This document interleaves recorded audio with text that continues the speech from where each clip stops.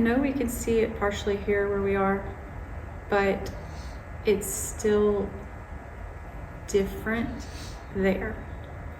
And for them to see people coming from such a distance to help them and to interact with them, it made an impression on some of the families. It made an impression on some of the parents.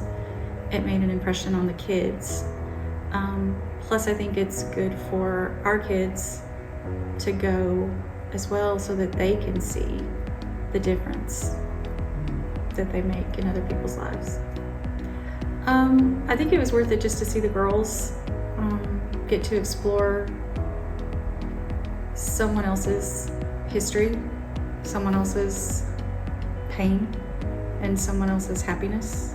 So I thought that was worth it for them to get to experience that, see how other people live, see that there's a lot to be done in the world.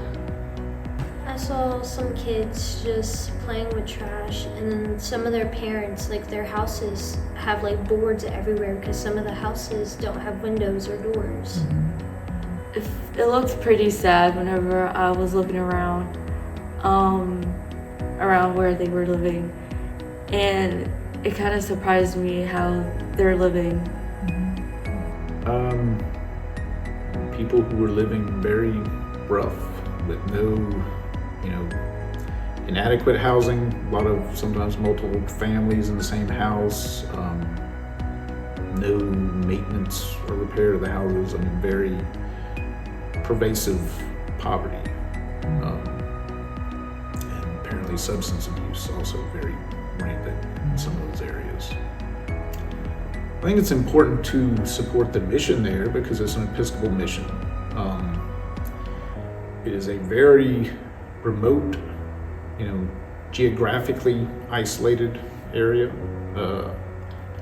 The Diocese of South Dakota, I don't suspect, is big enough to be able to support it entirely on its own. South Dakota is not a place with a whole lot of people. I think the church as a whole needs to support some of those missions. I also think with respect to the tribes and the people on the reservation especially, most of the issues there are due to specific policies and a history of stuff that our own government has done on our behalf.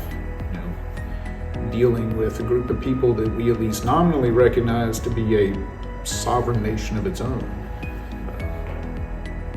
I think it's important that people understand that and realize what's going on, because they need to know what the government is doing in their name, essentially. And because it is such a isolated area, it's not something we would ever see normally. You'd never know about it if you didn't intentionally seek out the information somehow. But and the kids just jumped right in. They jumped into the van. They were thrilled. They were ready to go. As soon as we got there, they toddled out of the van and just went the whole time. They just went and did everything. And they would come back for snack after snack after snack. And you could tell that they were hungry. They were hungry for food, but they were hungry for affection and interaction and learning and just being with other people. They were hungry for all of it.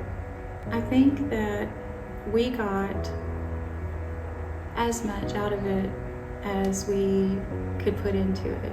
So you could tell that everyone was pouring their hearts into these kids and into Mother Ellen and Father Kirk and everything. But we all came back every night. We came back exhausted. But by the next morning, we were refreshed and ready to go again. And I think part of that was the looking forward to getting back out there the next day. So we grew as a group. We grew closer as a group. Even though the people that I went with are people that I consider my friends, I still feel like we got closer in ways that we would not normally have gotten closer. And people that I didn't know as well, I got to know even better. And I think that our group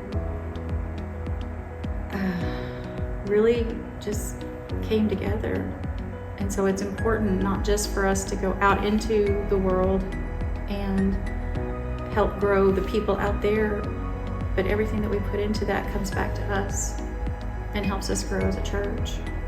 I loved South Dakota. It was like very pretty, and I loved the horses and being with the kids. What was your favorite thing? Probably whenever this little girl asked me, "Can I braid the horse's hair?" And I was like, "Yeah." And then she was amazing at braiding. She's like, "Can you hold this?" And then 5 seconds later, there's like a big old braid, and I'm like, "How?" So that was my favorite part, which was like the second day. It makes me feel good that I'm helping parents with their kids. It was like the last day of us working on the ranch, and they have this new kid. It was his first day. And as soon as he got in the pen with Marshmallow and Hershey, he's like, "Can I pet it?" I was like, "Yeah, you can pet it." And he's like, "For real?" And he like walked up to them, and he's just like, so that was very funny. He was like so sweet. Will you go again next year? For sure, totally.